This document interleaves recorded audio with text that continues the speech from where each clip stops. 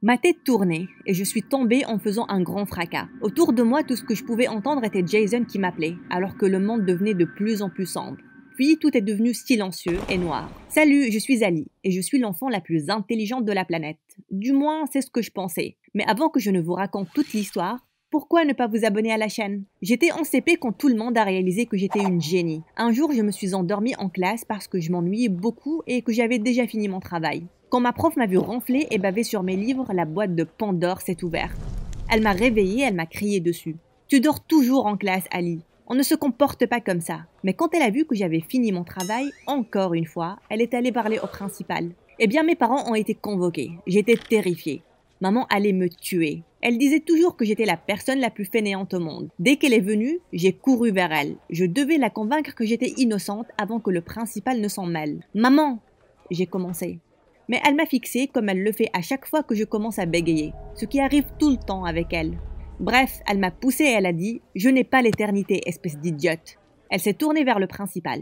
Je me suis préparée au pire, mais à la surprise de tout le monde, y compris la mienne, on nous a dit qu'on m'a fait sauter une classe parce que je n'étais pas assez mise au défi. Qu'est-ce qui se passait? Est-ce que c'était une sorte de nouvelle forme de punition?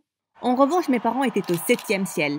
Ils n'ont pas arrêté de se vanter de comment j'étais Einstein pour avoir sauté une classe. Même si on était pauvre, ils ont dit qu'être une génie était plus qu'une compensation. J'étais secrètement confuse, mais aussi tellement fière que je ne leur ai même pas demandé ce qu'ils ont voulu dire. De toute façon, j'aimais comment ils me vénéraient littéralement maintenant.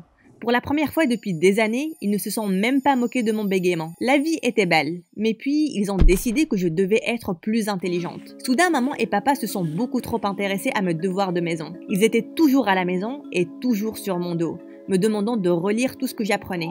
Pourquoi avais-je même besoin de travailler encore plus à la maison? Puis soudain, il y avait tous ces jus pourris que je buvais.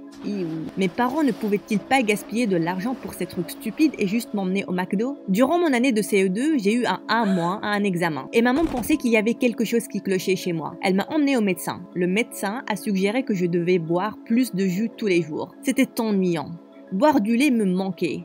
J'ai passé toutes les nuits à pleurer dans ma chambre. Pourquoi ne pouvais-je pas avoir une vie normale comme les autres enfants? Pour empirer les choses, d'un coup, je n'avais plus le droit de regarder la télé, ou même de traîner avec mes amis. Un jour, quand ma meilleure amie Brittany est venue chez moi, maman a pris une jouet et elle a dit « Jouez aux échecs, tous les enfants intelligents y jouent ». Brittany était tellement choquée que je pensais qu'elle allait pleurer, mais ça s'est empiré. Quand maman a vu que les échecs ne marchaient pas, elle s'est tournée vers Brittany et elle a dit « Tu es l'enfant la plus débile que j'ai jamais vue. Tes parents sont probablement très déçus de toi ». C'est là que Brittany a commencé à pleurer et qu'elle est rentrée chez elle. Elle ne m'a jamais reparlé et ça m'a brisé le cœur. Au moment où je suis passée en CM1, j'ai eu une triste prise de conscience. Ce n'était pas cool d'être une génie, surtout une qui bégayait. À chaque fois que je levais ma main pour répondre au prof, j'entendais les rires derrière moi. Et quand je me tournais, 2 filles étaient en train de m'imiter. Puis, pour empirer les choses, quelqu'un m'a appelé le bébé génie. Et ce nom stupide m'a collé à la peau.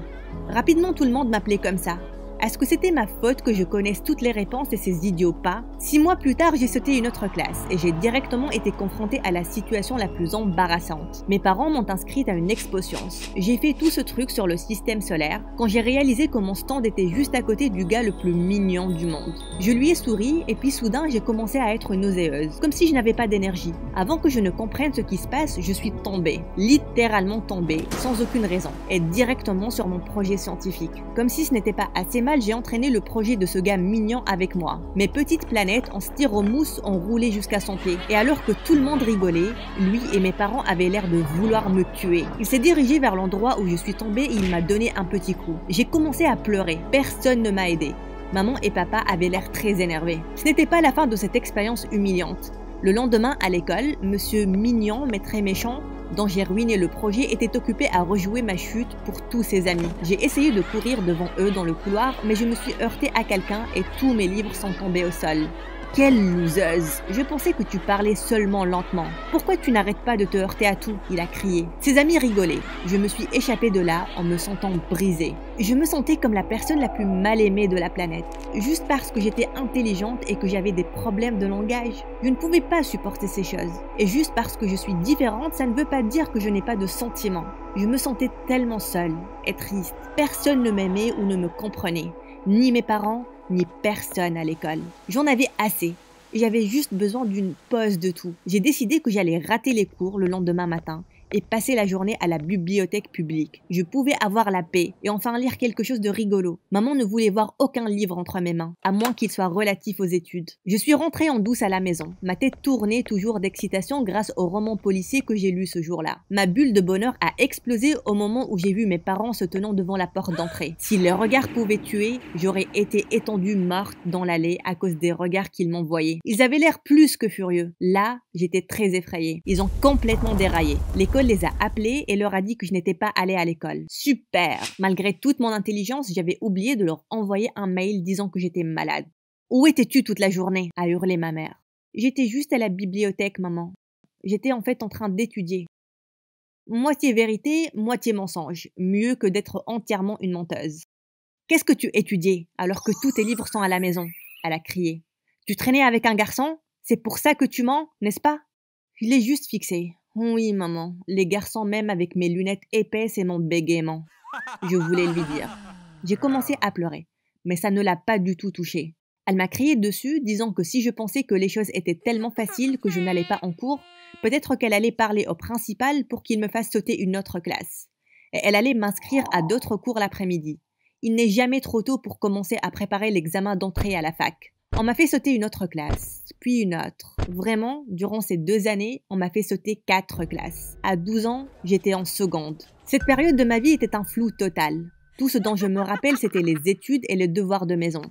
Je n'avais probablement de l'énergie pour faire face à tout ce travail que parce que ma mère était une obsédée de santé et qu'elle me donnait des tas de multivitamines. J'étais assurément la majeure de ma classe, mais personne ne me parlait. Je pouvais les entendre murmurer des choses sur moi, m'appelant la bizarroïde. La seule chose que les enfants me disaient souvent, c'était « bouge de là, andouille ». Personne ne voulait s'asseoir à côté de moi. Jusqu'à ce qu'un jour, quelqu'un le fasse et tout a changé. C'était après le cours de maths. J'étais assise seule dans la bibliothèque. Soudain, ce gars avec des cheveux blancs sales et les yeux les plus bleus que je n'ai jamais vus est venu vers moi. Il m'a souri avec des fossettes aux joues. Il était tellement mignon. Pendant un instant, je ne pouvais rien dire. Puis il s'est présenté à moi. « Salut, je suis Jason. Tu es la génie dont tout le monde parle tout le temps ?» Je pouvais sentir mon visage brûler. C'était la seule chose pour laquelle j'étais connue. Et il est juste venu pour voir la bête de foire. Oui, je suis Ali. J'ai réussi à dire, sentant que mon bégaiement était pire que d'habitude. Je vois venir les rires. Mais à ma grande surprise, il s'est comporté comme si rien n'était anormal. Il a juste souri et il a dit qu'il était en 3e et qu'il avait vraiment besoin d'aide en maths. Ce jour-là, après les cours, Jason est venu chez moi. Mais alors qu'on parlait, mon père a fait irruption dans ma chambre, disant que je ne pouvais pas fermer la porte avec un garçon à l'intérieur. J'étais horrifiée. On était seulement en train d'étudier. Après que Jason soit parti, mes parents ont hurlé que je n'avais pas le droit de ramener des garçons à la maison. J'ai dit que ça pouvait faire bien sur ma candidature d'université d'être la tutrice de quelqu'un. En entendant ça, ils ont accepté que je lui donne des cours. Leur mentir était la seule manière pour que je puisse traîner avec Jason. Il était tellement mignon. J'ai continué à donner des cours à Jason durant l'année suivante. À l'école, on se voyait quand on le pouvait. Pas une seule fois, il ne s'est moqué de mon bégaiement. Il était le plus gentil, et traîner avec lui était très excitant. Un jour, il m'a demandé si je pouvais aller chez lui. C'était très difficile de convaincre mes parents, parce qu'ils disaient que je devais me concentrer sur mon examen d'entrée à la fac. Quand je suis allée chez lui cette nuit-là, Jason a pris ma main et m'a emmenée le long de la rue. « On va voir un film », il s'est exclamé. « Tu mérites de t'amuser. » J'étais très excitée. Je ne suis jamais allée au cinéma avant, puisque maman et papa n'avaient jamais assez d'argent. Après le film, Jason a suggéré qu'on aille dîner. Mais d'un coup, j'ai commencé à trembler. Je me sentais nauséeuse. Jason m'a demandé ce qui n'allait pas, comme si je le savais. Mes parents ont toujours dit que c'était le stress et il n'y avait aucun besoin d'aller voir un médecin. Il a offert de me raccompagner. Quand on était à un pâté de maison, il m'a arrêté, il m'a regardé dans les yeux. « Je t'aime vraiment bien, Ali. Veux-tu sortir avec moi ?» Oh mon Dieu, oui! J'ai acquiescé excitée.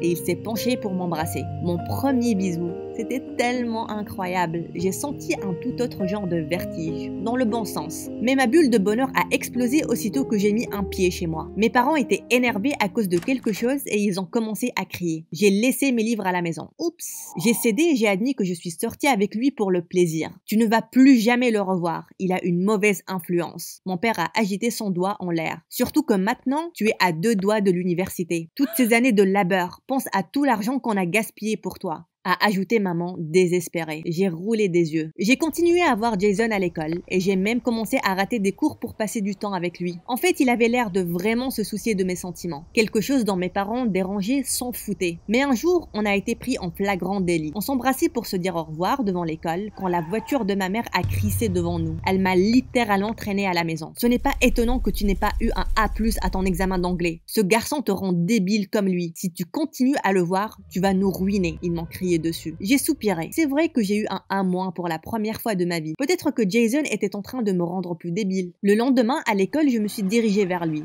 et j'ai dit « C'est fini. Je ne peux plus passer du temps avec un idiot comme toi. Tu vas me rendre idiote aussi. » Il avait l'air tellement confus et blessé. Mais je n'allais pas être faible. Surtout s'il me rendait idiote. Je devais penser à moi et à mes notes. Il ne m'a plus reparlé. Quelques mois après, j'ai postulé à l'université après l'insistance de mes parents. Quand je remplissais le formulaire, j'ai remarqué un autre papier qui disait « Bourse pour étudiants doués ». Mais ma mère me l'a arraché des mains rapidement. « Ce n'est rien d'important », elle a dit. J'ai haussé les épaules et j'ai continué à remplir le formulaire. En peu de temps, j'ai été admise à l'université. Qui avait besoin d'amis ou d'un copain quand on est aussi intelligent que moi? Mais l'université s'est avérée être très imprévue. Le tout premier jour, je me suis sentie comme une brebis égarée. Durant mon premier cours, le prof m'a vue à la première rangée et m'a demandé si j'étais perdue.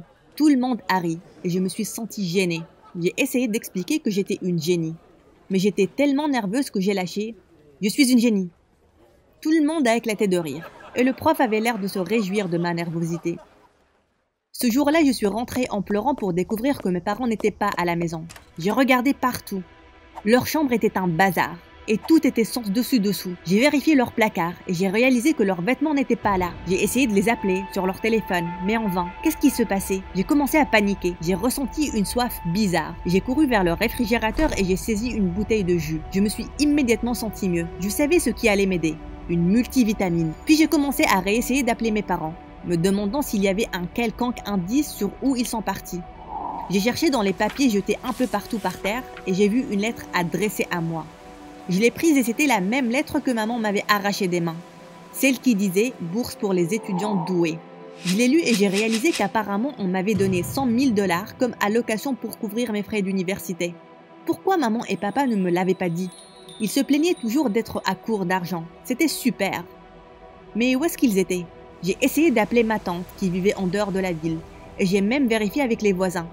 Personne n'avait de réponse. Le lendemain, j'ai raté les cours et je suis retournée poser des questions sur mes parents. Quand j'ai découvert en rentrant une pancarte à vendre sur la porte. Quoi? J'ai couru à l'intérieur et il y avait des inconnus qui démolissaient un mur. Qu'est-ce que vous faites dans ma maison? J'ai crié. Ils m'ont regardé et ils ont dit « Ta maison petite ?» Les derniers habitants ont déménagé aujourd'hui. Ils n'ont jamais mentionné qu'ils avaient un enfant. Quoi? J'ai voulu savoir où ils étaient. Ils ont haussé les épaules et ils ont dit qu'ils n'ont pas vu mes parents depuis la semaine dernière. C'est là qu'ils ont dit qu'ils avaient quitté la ville. Quitté quoi? Sans moi? La panique s'est accumulée dans ma poitrine et le monde a commencé à tourner autour de moi. Soudain, j'ai entendu Jason appeler mon nom. J'ai regardé désespérément autour de moi et j'ai commencé à entendre mes parents aussi. Ils étaient tous en train de m'appeler. Ali, Ali, Ali. Le monde tournait de manière incontrôlable et je me suis évanouie. Quand je me suis réveillée, j'ai senti quelqu'un me tenir la main. Je ne voulais pas ouvrir les yeux. « Maman? Papa ?» j'ai demandé. J'ai fait le plus étrange des cauchemars. « Ali, c'est moi. » J'ai entendu la voix de Jason. J'ai ouvert les yeux. C'était Jason. Qu'est-ce qu'il faisait ici? J'ai regardé autour de moi. J'étais à l'hôpital. Qu'est-ce que je faisais ici? Avant que je ne puisse demander, l'infirmière et le médecin se sont rués à l'intérieur et ont fait des tests. Quand ils ont fini, j'ai enfin demandé à tout le monde ce qui se passait. Finalement, Jason m'a pris la main et il a dit le truc le plus fou. Il a dit que mes parents se sont enfuis avec l'argent de ma bourse. J'ai ri. C'était impossible. Puis il a dit quelque chose d'encore plus insensé. Il a dit que j'étais malade depuis longtemps parce qu'il me donnait des médicaments et des jus pour me rendre plus intelligente. Ces médicaments ont eu des effets secondaires, Ali, a dit Jason. Tu t'es évanouie quand tu as paniqué et on m'a appelé parce que j'étais le seul numéro enregistré sur ton téléphone. Quels médicaments? J'ai demandé. Ils ne m'ont donné que des multivitamines et des jus. Vous êtes tous fous. Appelez-les.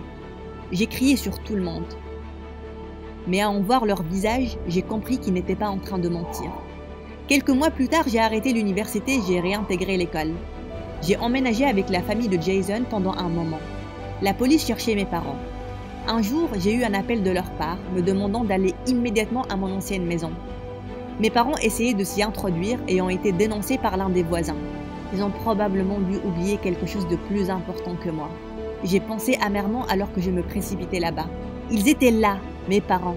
J'ai couru vers eux en criant et ils m'ont juste regardé froidement. J'ai demandé à savoir pourquoi ils ont fait ce qu'ils ont fait. Et ils m'ont dit quelque chose que je n'ai jamais imaginé entendre. Ils ont dit que je n'étais pas leur enfant. Ils ont dit que j'étais la fille d'un parent très éloigné qui a fait d'eux mes parrains. Mes vrais parents avaient promis de leur laisser de l'argent pour prendre soin de moi, mais ils ne m'ont laissé que des miettes. Ils ont dit assez fièrement que me donner des médicaments pour me rendre plus intelligente était une superbe idée. Ils se sont fait tellement d'argent des différentes bourses et des aides dont je n'ai jamais entendu parler. Quelqu'un devait payer pour te nourrir, a dit maman. Je me suis précipitée sur mon père et je l'ai frappé. Avant qu'il ne puisse riposter, la police les a emmenés. Je me suis tournée vers Jason et je lui ai dit que j'étais très désolée pour tous les ennuis dans lesquels je l'ai mis. Ce jour-là, j'ai emménagé dans un foyer. Une année s'est écoulée depuis. J'ai reculé de quelques classes parce qu'une fois que j'avais arrêté les médicaments, mon cerveau était plus lent qu'une fille normale de 15 ans. Je vis encore au foyer, mais ce n'est pas aussi mauvais. Dans quelques années, je partirai d'ici. Et Jason, Jason m'aide à étudier maintenant. Et j'ai le plus grand coup de cœur pour lui. Je me demande ce qu'il va dire si je lui demandais d'aller voir un film avec moi.